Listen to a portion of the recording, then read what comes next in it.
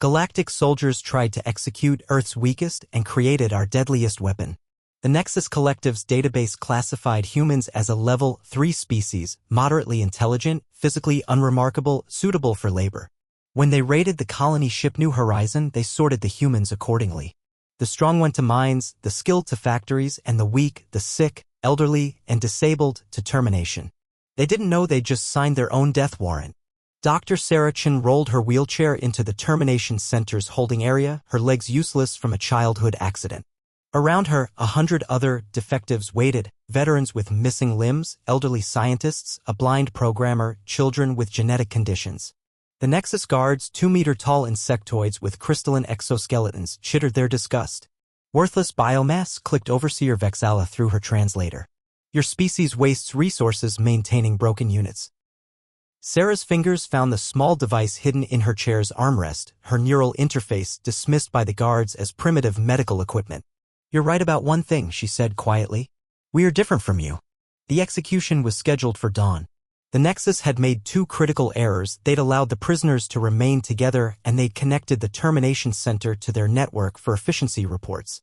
Marcus Webb, 68 years old with hands that shook from Parkinson's, had spent 40 years designing network infrastructure.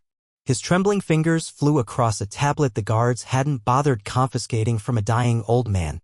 Within hours, he'd mapped their entire security system.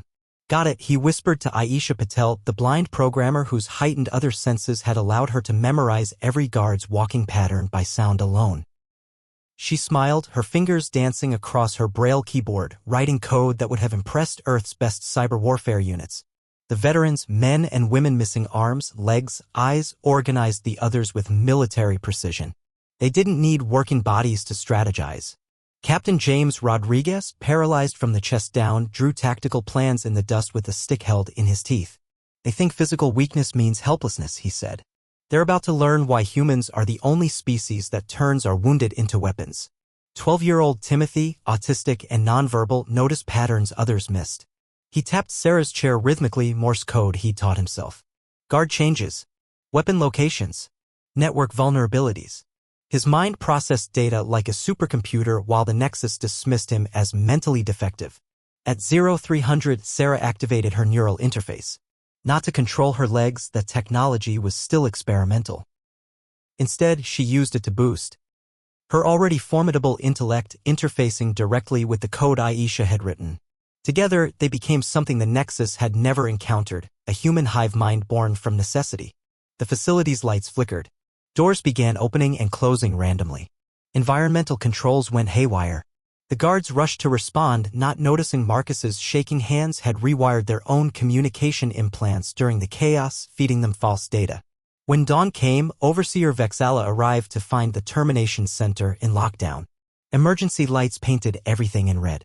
She override the doors, entering with a full security detail. The holding area was empty except for Sarah, sitting calmly in the center. Where are the others?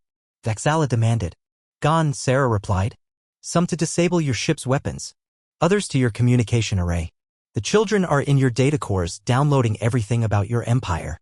Vexala raised her weapon. You're still here? Still broken. Still weak. Sarah smiled. That's what you never understood. Humans don't abandon our vulnerable, we evolve with them. Every adaptation we've made to help them has made us stronger.